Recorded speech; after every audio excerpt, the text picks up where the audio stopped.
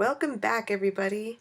Hopefully, we won't have any problems this time. This is JenSandwiches. We're here to continue taking a bite out of Zombie Exodus Safe Haven. Alright, so, we get to go on our date with Derek. If you guys forgot, my name's Derek, and his name's Derek, and we're a perfect match. Okay, Friday, May 11th, 2012. In the middle of the morning, you ponder your agenda for the day. Oh, I see. Go on a date with Derek, or head in early for the formation on the base. Now I'm going on a date with Derek. End of story. I need a relationship, okay? I need one in my life! Alright. Along the eastern banks of the Colorado River, Chipper Ridge holds the wealthier inhabitants of the greater Nightfall area. In the 70s, Nathaniel Milford took bundles of his father's money and developed a community of overpriced houses, mostly in the hopes the entire venture would fail, allowing him to be... Oh, I thought that said breed for some reason, and I was like, what? Sorry. Allowing him to be freed of the family business. So outrageously designed and expensive, the community garnered attention among the upper class, who overlooked the structural shortcomings and bought out each property instantly, creating even greater demand for more properties. More communities sprung up, along with the high-priced stores and commercial enterprises catering to the rich and vain.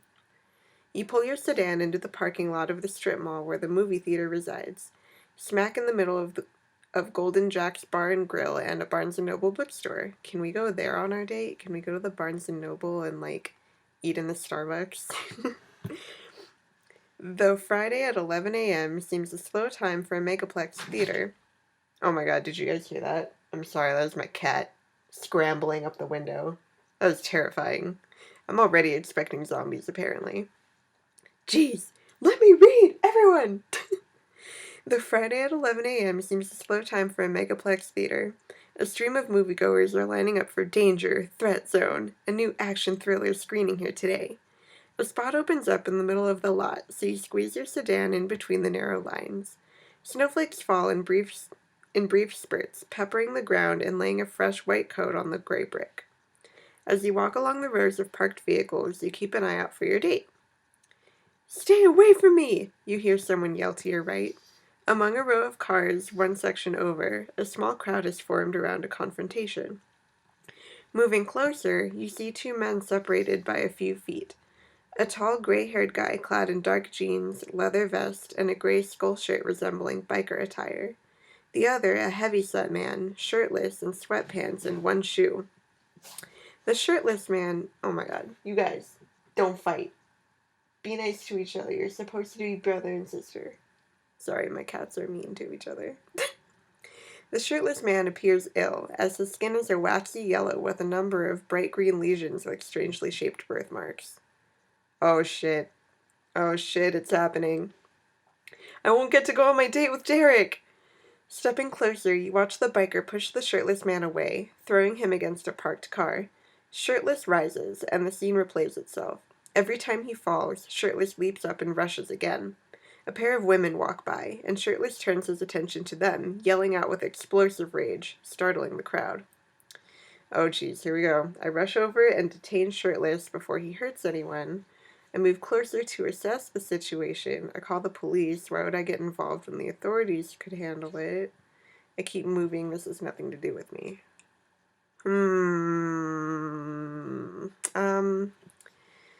Well, I really want to just go on my date, but at the same time, if I don't help, I'm sure my humanity will go down. So let me get closer first and observe. You slide between two cars and walk toward the crowd, which has grown with onlookers. Shirtless swings around in a wide circle, flailing his arms, mouth open, saliva pouring out. Oh my god. Now my kitten! Stop chewing shit! God! Be good! Shirtless swings around in a wide circle, flailing his arms, mouth open, saliva pouring out. Deranged and aggressive, he tries to grab anyone close to him, but his staggering makes him easily avoidable. As you weave through the dense group encircling Shirtless, he dashes at a teenage girl, who sidesteps him with a shriek. "What's wrong with him?" an older woman yells. The man hobbles straight-legged and clawing the air, hammering the hood of a jeep. He spins around at the woman's words and vomits over his naked chest. Ew. The clear green liquid, green puke, dribbles down his belly, and the crowd gasps. You push your way past the front of the circle just as the biker steps back up and slugs shirtless square in the jaw. The topless man falls over like a chopped-down tree, smashing his head on the bumper of a car. When he lands, his body straightens rigidly, and he stops moving. Oh my god.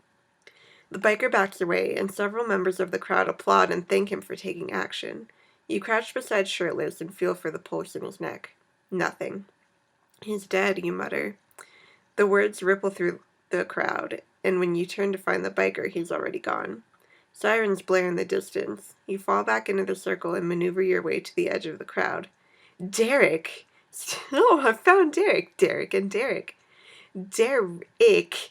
Here, okay, to distinguish the two, I'll just call him the Ick, because it's I-C-K. So, the Ick. The Ick stands tall and thin, arms at his side, as if shy, though his wide smile speaks the opposite. His gray eyes, he has gray eyes, are the only thing lacking in color, as he wears a bright red jacket, emerald green scarf, and tartan pants. His brown hair is long and slicked to the side like a crashed wave. Ugh! Streaked with blonde highlights. Ugh! He waves and squeaks out a sound somewhere between a laugh and a squeal. What the fuck? What? So great to meet you! Lots of excitement outside, huh? He says, and the two of you head into the megaplex. A gust of air follows you inside, blowing loose glitter along the smooth tile floor. The two of you step into line to buy tickets. Through the tall glass walls, you see the snow is stopped, but the wind is picked up, blowing white flakes and swirls across the pavement. I'm glad we could get together, the Ick says. I haven't been to a movie in a while. What movie would you like to see? Oh, what do I want to see? Let's see, we could see Danger, Threat Zone, a big-budget action movie. No thank you, I hate those kinds of movies. Sorry to all those people who like them. I hate them. Camp Survivors 2, Abandoned, a comedy. Nah. Dying in Love, a romance. Black. Dead at Midnight, a thriller. Maybe. The Armageddon Defense, science fiction. Nope. Breakfast at Sunset, a classic. Let's see a classic. That sounds good. I'm not really a fan of classic movies, the Ick says. You reply. Fine. Why don't you pick a fucking movie then? Okay, the Ick says. I'd like to see Camp Survivors 2, Abandoned. Of course you would, the fucking stupid-ass comedy. Of course. As the two of you step up to the counter, you hand the coupons to the teller. 2 for Camp Survivors 2, Abandoned, please. The teller takes the Prime Match coupon from you and scans it through a reader. So, have you heard about the virus or bacteria running through other countries? Some kind of super disease? The Ick asks. I've heard about it, but it's hard to know if it's true or just typed up by the news. The two of you discuss what little details you know about the disease. Mostly rumors and conjecture circling around from news agency to news agency. Wild accusations traveling the blogosphere of plots by governments to reduce the population, along with various other unfounded stories of secret agencies and scientists working underground to develop a cure.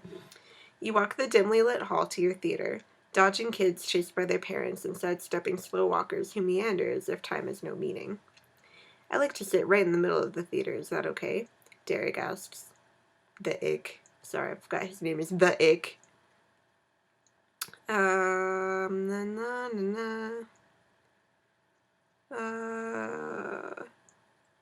We can sit right in the middle. I like sitting right in the middle, then I can see. As long as nobody sits in front of me. I hate when people sit right in front of me because it's like I'm so small.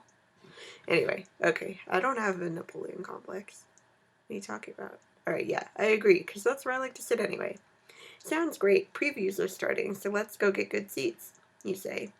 The Ick looks happy that you agreed. The two of you find side-by-side seats in the thinly filled aisles, and moments later the lights dim and the previews start. On your right, a few teenagers chatter and rattle boxes of popcorn, smartphones glowing as they type on the tiny screens. Fucking teenagers. Trumpets flare on the screen, and the lights dim further as cartoonized I don't, how do you even pronounce that? I don't know. Cartoonized candy containers and soda cups dance and celebrate the start of the feature. But as soon as the first credit rolls across the screen, the lights flicker on, and the film stops. What the fuck? A few dozen heads swivel in unison as a voice resonates through the theater. Sorry, everyone, but we have to suspend the film, a gaunt middle-aged man in staff attire states.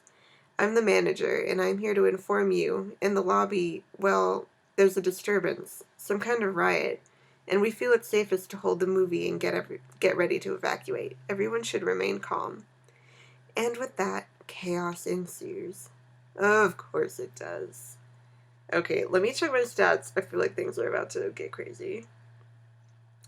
So, because I don't have anything on me right now. Oh, I'm so stressed. I'm so stressed. Why do I keep getting so stressed out? I'm supposed to be enjoying a movie with Derek. And instead, I'm just fucking stressed. Let's see our relationships. Oh, still only Jamie. I haven't built a single thing with Derek yet. Okay, let's keep going. Whatever.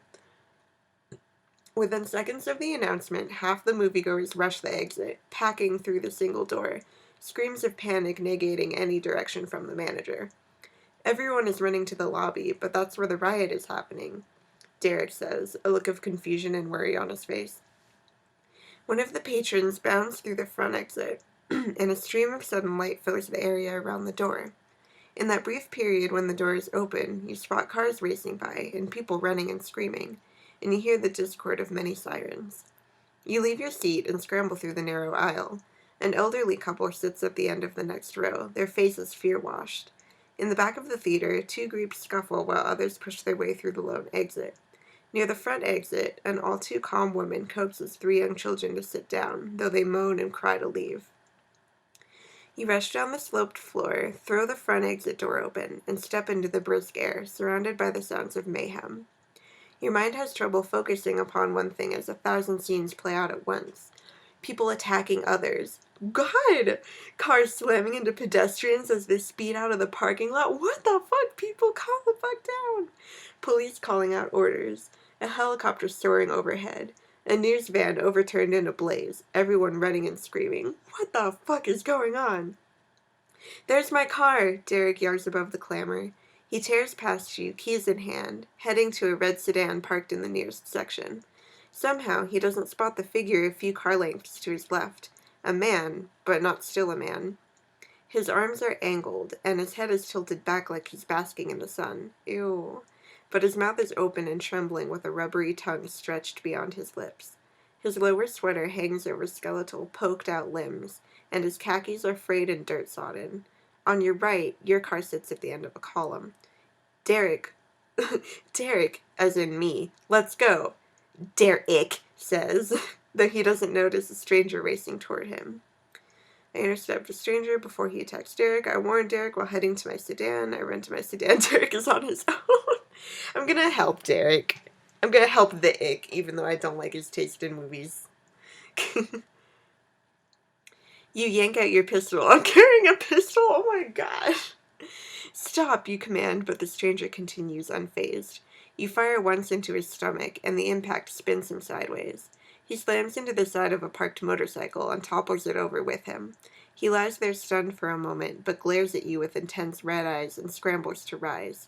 Turning back to Derek's car, you catch sight of it peeling out of its parking space toward the avenue. What the fuck? Are you kidding me? He just fucking left me there? What an asshole. Okay, you catch sight of it peeling out of the parking space toward the avenue. You bolt towards your sedan, not even stopping for a moment's glance at the stranger. From behind, a scream cuts the air, but you remain fixed upon leaving this war zone. Hang on again, my kitten is being bad. Fishing for your keys, you keep watch for any signs of danger. Snow falls again, wetting the ground. You fall into your car and start the engine. The radio blares with the voice of an agitated reporter.